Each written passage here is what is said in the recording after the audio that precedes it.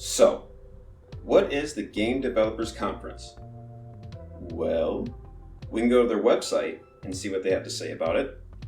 The Game Developers Conference brings the game development community together to exchange ideas, solve problems, and shape the future of the industry across 5 days of education, inspiration, and networking.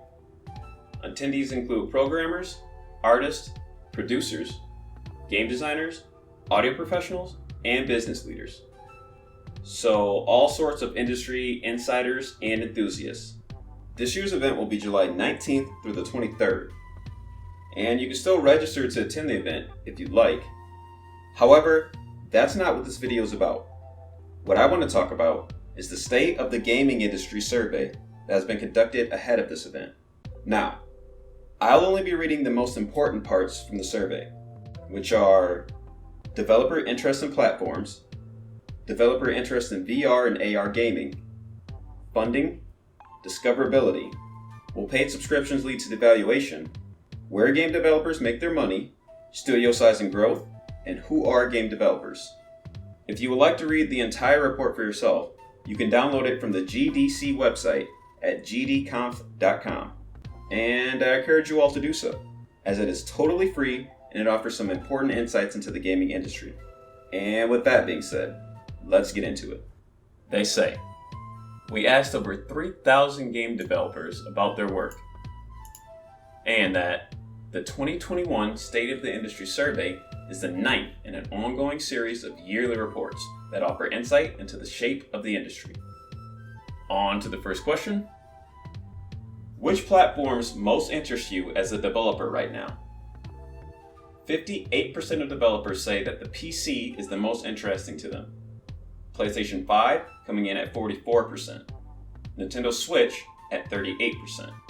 The Xbox Series X and S comes in at 30%. VR headsets is at 27%. The iOS and Android both share 27%. Which platform was your previous project released on?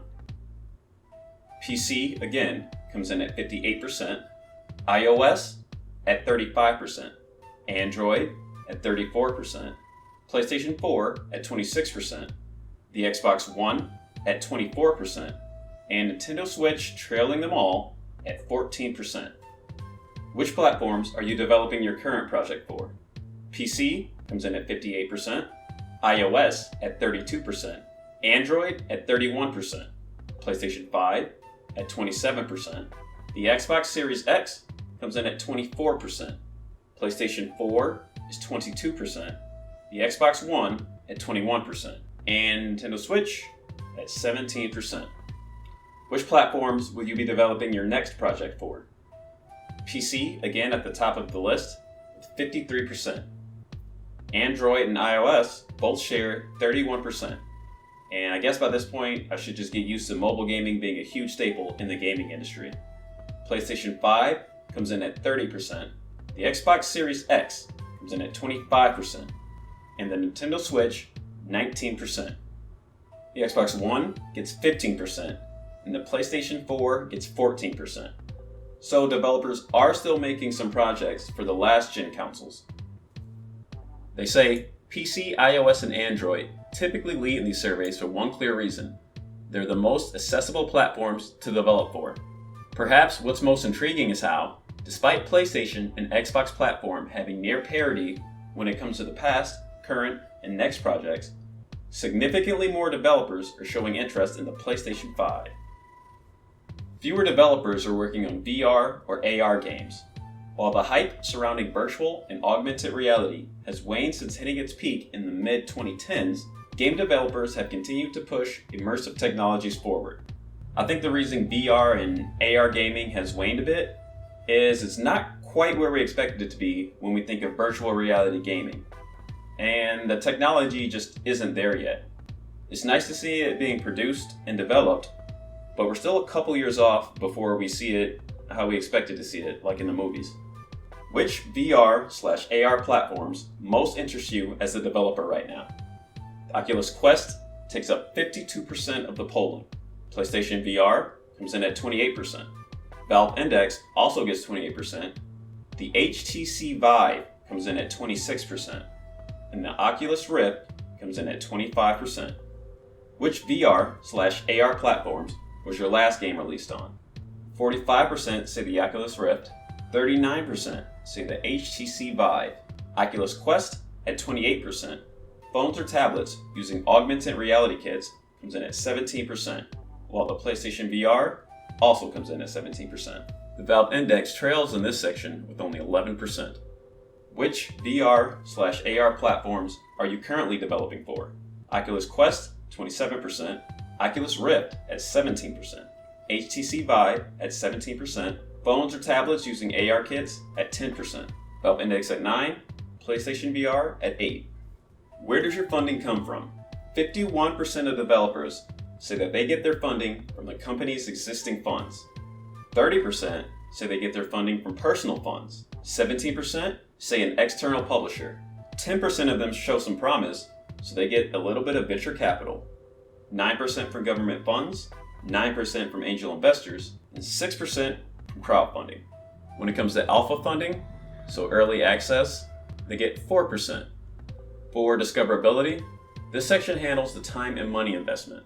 They say, we ask game makers how much of an investment they made in various types of discoverability methods, from word of mouth to promotion on a platform's digital storefront. Respondents mostly said that they made small investments across many types of channels, with online forums and social media, such as Twitter and Facebook, being the most popular revenues for small investments. Investment in forums and social media edged out real-time communications, such as Discord. Outreach to traditional press and bloggers, email marketing, and word of mouth each garnered 24%. 25% of respondents say they made moderate investments in social media, handily making it the most popular answer among those polled. Pre-recorded YouTube videos and word of mouth were the next most popular answers under moderate investments, with each coming in at 20%. So as a YouTuber, that's quite nice to hear. Followed by promotion on platforms' digital storefront and traditional press and bloggers. Least popular for this level of investment were Facebook streamers, forums, and Twitch streamers. Ugh. Sorry, Facebook and Twitch guys out there. When it comes to large investments in discoverability channels, 14% of all respondents invested in social media and word of mouth, making them the most popular answers, followed by paid advertising at 13%, digital storefront promotion at 12%, and pre-recorded YouTube videos at 11%. And we can see again, Facebook streamers, fortunately guys, seems to be the most unpopular of answers for all investment types. We also asked game developers which discovery methods they found to be the most effective for their last completed game. 24% found that word of mouth was very effective, followed by 18% who say a good promotional spot on a digital storefront is very effective. And then there's the 15% who selected social media as their answer. Taking the weighted average shows that, like last year, those polled felt that a good promotion on a digital storefront was the most effective overall discoverability method, followed by word of mouth. Will paid game subscriptions lead to devaluation? Are you concerned that paid subscription services, such as Xbox Game Pass, EA Play, or Google Stadia Pro, will devaluate individual game prices? I'm kind of happy to see the answer on this one. 30% say no, and whew! I really thought that the majority of them would say yes, feeling that subscriptions to services like Epic Game Store or Steam would in fact devalue their games overall, but only 21% say yes. Where game developers make or don't make their money. So what we're looking at here, the black bar represents 0%. So when we look at the Switch, 73% of developers say that they get 0% of their revenue from the Switch. So not a lot of developers are developing for the Switch. When it comes to the PlayStation, 61%. For the Xbox, 65% of developers get 0% of their revenue from them. iOS and Android both coming in at 43%. And for the PC, 30%. So there are way many more developers on PC platforms as compared to the Switch, where 73% of developers say that they get 0% of their revenue from developing for the Switch. Now, when it comes to who gets 100% of their revenue from platforms, only 1% of developers get 100% of their revenue from the Switch. And that is Nintendo itself. For the PlayStation, 3%. And for the Xbox, 0%. Man, poor Xbox. You guys need some exclusives.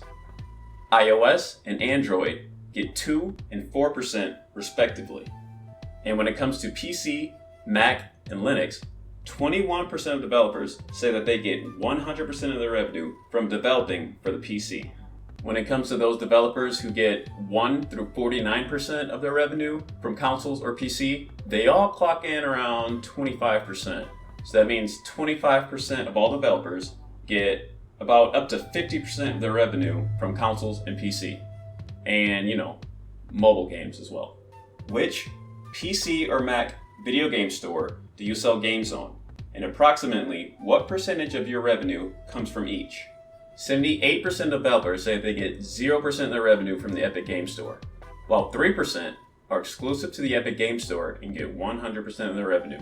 As opposed to Steam, where only 40% of developers say they get 0% of their revenue from Steam, while up to 21% of game developers get 100% of their revenue coming from Steam.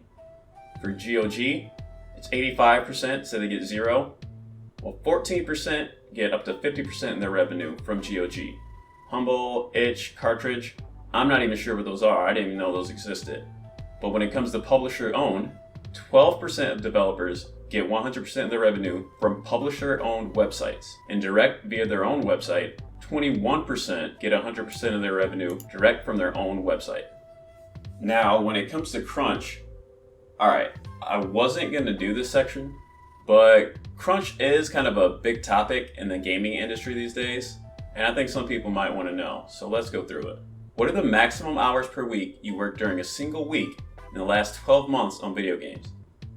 8% say they work 0 through 20 hours. 13% say they work 21 through 40 hours. 10% say they work 41 through 45 hours. 16% say they work 46 through 50 hours. And as far as overtime goes, or being overworked, it really doesn't start to get really too crazy until you're reaching up into the 55 plus hours per week. So we'll go down here, and this is where the real crunch begins. 13% of developers say that they work 56 through 60 hours per week. 6% say they work 61 through 65 hours per week. At 66 through 70 hours, we're coming in at 7%. 71 through 75 hours, 3% per week. And this is just insane right here. These kind of hours are kind of absurd. But if we're looking at those developers who spent 76 through 90 hours per week working on a game crunch, we're totaling in at only about 12% total. So I guess that's not too bad, considering some of these guys work 0 through 20 hours per week.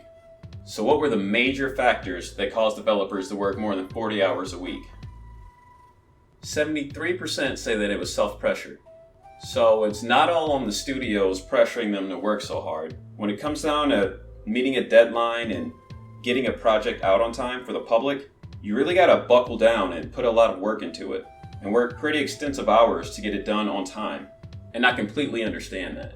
Now, I'm not saying none of this comes from internal pressure. As you can see, management pressure comes in at 14% and peer pressure comes in at 11%. So I'm pretty sure that there's some internal pressure, especially if everyone around you is putting in hard work and working long hours. You're going to want to do the same thing too in order to get the project done. Alright, now skipping a bunch here. We're down to studio size and growth. Did your company expand or contract in terms of staff in the last year? 47% say that they expanded, which is great. I'd love to see these development houses grow, but at the same time, 13% say that they contracted, which is kind of sad. I don't really want to see anyone lose their livelihood, or I don't really want to see any studios closing. But as for those that actually close entirely, only 1%, which is a small number, but still, as I said, I don't want to see people losing their livelihoods or seeing these guys close down. How many people work at your company? 19% of developers say that it's only them, while 13% say it's 2 to 5 people. For a development house of 6 to 10 people, coming in at 8%. 11 to 20 people, 7%. 21 to 50 people, 10%, 51 to 100 people, 8%, 101 to 250 people, 9%. And these studios are huge. 251 to 500 people comes in at 6%. And developers that work in a studio with more than 500 people comes in at 20%. Now, that's a huge number and a huge development studio. I'm thinking this must be like Activision or EA or Ubisoft or something like that. Comes in at 20%. But that makes it even more impressive for the guys that are working alone. They come in at 9%, only 1% under those studios with 500 or more people. And I skipped a bunch more here now. We're down to who are game developers? The question is, how many years, if any, have you been involved in game development? For under a year, that's 4%. 1 to 2 years, 9%. 3 to 5 years, 22%. 6 to 10 years, also 22%. 11 to 15 years, 16%. 16 to 20 years, 9%. 21 to 25 years, 7%. And now, if we want to look at the veterans of the industry, those coming in at 26 to 30 years in the game development industry, 3% of the developers that they asked. While those coming in at more than 30 years is 4%. Nice to see those veterans in the industry. And finally, we're on to location. So where exactly do most of the game developers reside? Keep in mind, they do say that the GDC is based in the US, so answers will be Western centric, but I still find this interesting. Now, 57% of developers reside in North America, whereas Europe here comes in at 26%. 8% of the developers they asked come from Asia, 5% in South America, 2% in the Australia, New Zealand area, and 1% from Africa. So yeah, I'm just covering this because I find it interesting, and I just wanted to go over what I thought was the most important. Though there are a few more sections I skipped over. If you would like to check them out, head on over to the GDC website. And until next time, good luck, Godspeed, and I wish everyone a good day.